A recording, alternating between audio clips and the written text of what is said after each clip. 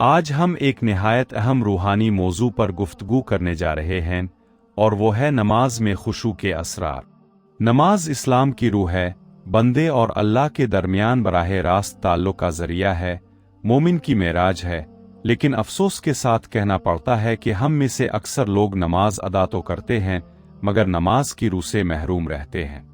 ہم سب اپنی روزمرہ زندگی میں یہ کیفیت محسوس کرتے ہیں کہ جب ہم وضو کر کے نماز کے لیے کھڑے ہوتے ہیں، تکبیر کہتے ہیں، سورۃ الفاتحہ پڑھتے ہیں، رکوع اور سجدہ کرتے ہیں، لیکن ہمارا دل اور ذہن کہیں اور ہوتا ہے۔ کبھی کاروبار کے معاملات ذہن میں گردش کرتے ہیں، کبھی گھر کے مسائل، کبھی مستقبل کی فکر، کبھی موبائل سوشل میڈیا کی یادیں۔ جسم نماز میں ہوتا ہے مگر دل دنیا میں بھٹک رہا ہوتا ہے۔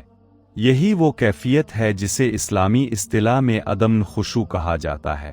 جب نماز میں دل کی حاضری نہ ہو تو عبادت ایک بے جان رسم بن جاتی ہے اور انسان نماز کی اصل لذت اور روحانی سکون سے محروم رہ جاتا ہے۔ یہ مسئلہ صرف عام لوگوں تک محدود نہیں بلکہ بظاہر نیک اور دیندار افراد بھی اس آزمائش سے دوچار ہوتے ہیں۔ اس لیے یہ ایک ایسی روحانی بیماری ہے جس کا علاج ہر مسلمان کے لیے ضروری ہے۔ اگر نماز میں خشوع نہ ہو تو عبادت کی تاثیر کم ہو جاتی ہے اور انسان اللہ کے قرب سے دور رہ جاتا ہے۔ اس لیے ضروری ہے کہ ہم اس مسئلے کو سمجھیں اور اس کا حل تلاش کریں۔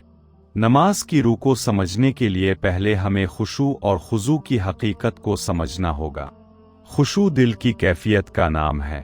یہ دل کی وہ حالت ہے جس میں انسان اللہ کی عظمت کے سامنے عاجزی، خوف، محبت اور بے بسی محسوس کرتا ہے۔ بندہ اپنے رب کے سامنے مکمل طور پر جھک جاتا ہے اور اس کے دل میں اللہ کی کبریائی کا گہرا احساس پیدا ہوتا ہے۔ یہ کیفیت ایسی ہوتی ہے جیسے کوئی شخص کسی عظیم بادشاہ کے دربار میں حاضر ہو، اس کے جلال اور عظمت سے متاثر ہو کر اس کا دل کانپ رہا ہو مگر ساتھ ہی اس کی رحمت سے امید بھی رکھتا ہو۔ خضوع جسم کی کیفیت ہے۔ یہ نماز کے دوران جسم کے سکون، ادب اور ٹھہراؤ کا نام ہے۔ آہستہ کھڑا ہونا، اطمینان سے رکوع اور سجدہ کرنا، نظر کو جھکائے رکھنا اور غیر ضروری حرکات سے بچنا خضوع کی علامات ہیں۔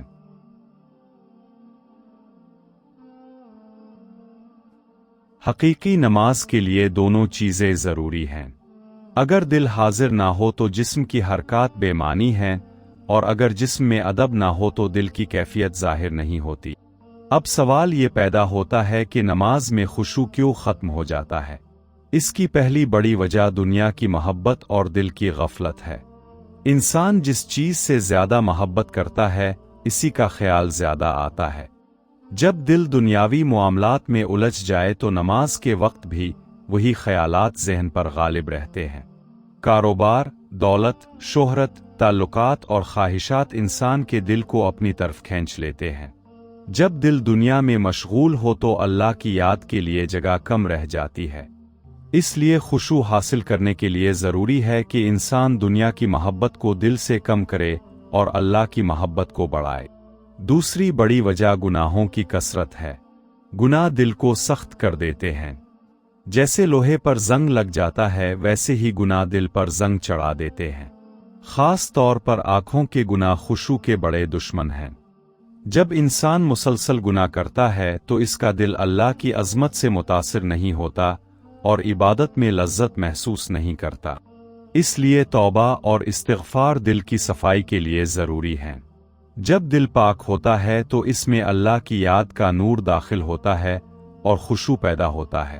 تیسری وجہ نماز کے معنی اور حقیقت سے ناواقفیت ہے۔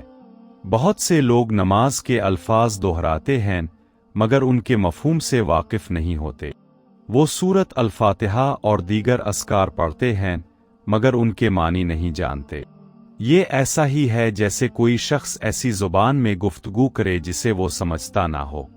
جب انسان نماز کے الفاظ کو سمجھتا ہے تو اس کا دل ان الفاظ کے ساتھ جڑ جاتا ہے اور نماز ایک زندہ مکالمہ بن جاتی ہے۔ جب انسان کو بیماری کا علم ہو جائے تو وہ اس کے علاج کی طرف متوجہ ہوتا ہے۔ اسی طرح نماز میں خشوع پیدا کرنے کے لیے چند عملی طریقے اختیار کرنا ضروری ہیں۔ سب سے پہلا طریقہ نماز سے پہلے تیاری ہے۔ खुशू नमाज के वक्त अचानक पैदा नहीं होता बल्कि इसके लिए पहले से दिल को तैयार करना पड़ता है। वुज़ू करते वक्त ये तसव्वुर होना चाहिए कि गुनाह धुल रहे हैं और दिल पाक हो रहा है। नमाज से पहले दुनियावी मशागिल से दिल को फारिग करे और ये सोचें कि शायद ये ज़िंदगी की आखिरी नमाज हो। जब इंसान मौत को याद करता है तो इसका दिल संजीदा हो जाता है और इबादत में तवज्जो पैदा होती है। दूसरा तरीका यह है कि नमाज को अल्लाह से गुफ्तगू समझा जाए। नमाज महज इबादत नहीं बल्कि बंदे और रब के दरमियान बराह रास्त मुकालमा है। जब इंसान सूरत अल-फातिहा पढ़ता है तो इसे ये एहसास होना चाहिए कि वो अल्लाह की हम्द बयान कर रहा है और अल्लाह इसका जवाब दे रहा है। जब वो दुआ करता है तो इसे यकीन होना चाहिए कि अल्लाह सुन रहा है। इस तसव्वुर से नमाज में जिंदगी आ जाती है और दिल में खुशू पैदा होता है। तीसरा तरीका नमाज में सुकून और इत्मीनान पैदा करना है। जल्दी जल्दी नमाज अदा करना खुशू को ख़त्म कर देता है। रुकू, सजदा, कौमा और जलसा सबको इत्मीनान के साथ अदा करना चाहिए। हर रुकन में ठहराव होना चाहिए। ख़ास तौर पर सजदा वो मकाम है जहां बंदा अल्लाह के सबसे ज़्यादा करीब होता है, इसलिए सजदे में आजिज़ी, मोहब्बत और दुआ का एहतिमाम करना चाहिए। चौथा तरीका नज़र की हिफाजत है। नमाज में नज़र का उधर उधर घूमना दिल की तवज्जो को मुंतशिर कर देता है। जब आंखें भटकती हैं तो दिल भी भटकता है, इसलिए नमाज में नज़र को मखसूस जगह पर रखना चाहिए और गैर ज़रूरी चीज़ों से बचना चाहिए। नज़र की हिफाजत दिल की हिफाजत का ज़रिया बनती है। पांचवा तरीका अल्लाह से दुआ मांगना है।